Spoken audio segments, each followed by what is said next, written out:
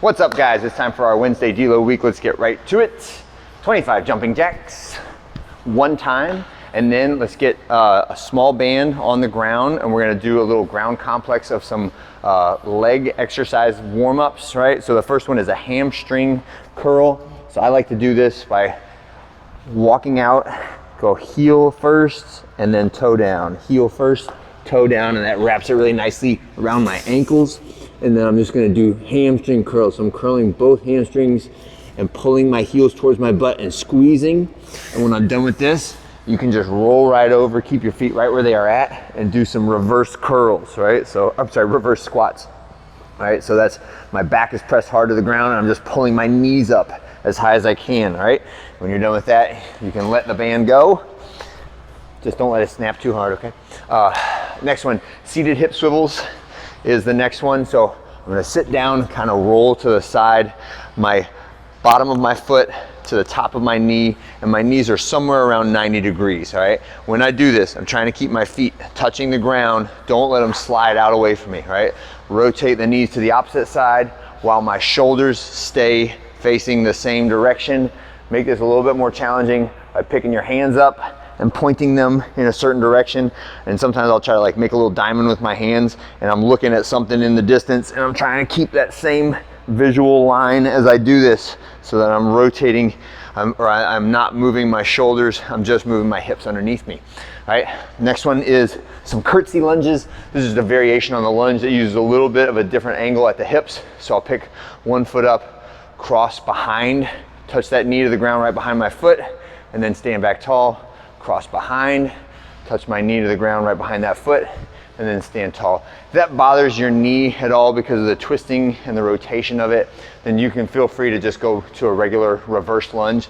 But just remember that within the tolerance of adaptation, that your tissue will respond to whatever stresses you give it. So if your stresses are to move and roll your knees as if you were like when you're downhill skiing, right? As long as you can recover from it and you're not doing it to such an extent that it degrades the tissue beyond your capability to repair it, then it will adapt and it will get stronger, right? So some of the training that we do, especially on a Delo week, is specific joint training for stronger joints and more resilient body, all right?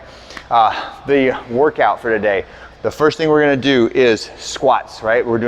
This is our other week, so we're doing our box squat variant of the squats. So that is sitting to a platform that gets you to right about your sticking point or somewhere around parallel or about where your knees are at 90 degrees. This will be a little bit different for everybody. Some people will be on a stack of 3 45-pound plates. Some people will be on the small squishy boxes. Some people, taller people, like a bench is fine, right? But make sure it's not too high and not too low. We want to be able to sit down onto it and have us be at approximately the sticking point when we do that, right? And we're doing 5 sets of 3 with an ascending percentage up till about 70%, okay? We're being in that range, all right? It is not as heavy as we would go normally if we were doing a 3-rep max back squat. That would be closer to 90. Today we're backed off from that a little bit. So there's a little wiggle room in the weight that you can use. But what I don't wanna do is take any undue risks. When you put your butt on the bench or the box and the weight comes to rest, what stops the momentum is the musculature and all the connective tissue and the bones in your spine, okay? So make sure we're doing that under control. We're not impacting the box hard, right? But we are unloading the legs every time we do that. So I duck under the bar, right? I push my knees out, weight on the heels, reaching back, sitting back and down, rocking backwards, heels up, drive those heels down and stand tall. And it's only 3 reps, all right? 1, 2, 3, and then put that bar back in the rack. Your superset activity that we're going to do for each of those 5 sets is just a 20-second isometric hold in the front, not rack position and not overhead position. So it's gonna be halfway up. We're also mimicking the sticking point from the squat. We're just doing it with the arm, and we're holding a kettlebell in the bottoms up position. So I'm holding at 90 degrees, right? So I'll feel tension in my shoulder, tension in my tricep, tension in my grip. And I wanna go as heavy as I can go for 20 seconds, right? So find that position. If you start to droop, like your elbow goes below parallel, right? But you can still hold the weight, I'm calling that too heavy, right? So make sure It can only be as heavy as you can hold at this 90-degree position. That will make it significantly more challenging, right? Make sure you do that with both arms. You may find that one arm can do like a 35, the other arm can only do a 26. That's okay. Do it to the tolerance of each individual arm. When we finish that, we have some interval work. Anytime we do intervals, it's a little bit higher intensity. On deload, it's no different, right? It's just, I don't expect you to go into the pain cave on this, and there will be some options that I'll explain as we get into it. But it's only four intervals, and they're only 3 minutes long. There's not a ton of work to do it. All right, so we'll go 3, 2, 1, go. You'll have 2 minutes to complete the following complex with a little fuzz at the end.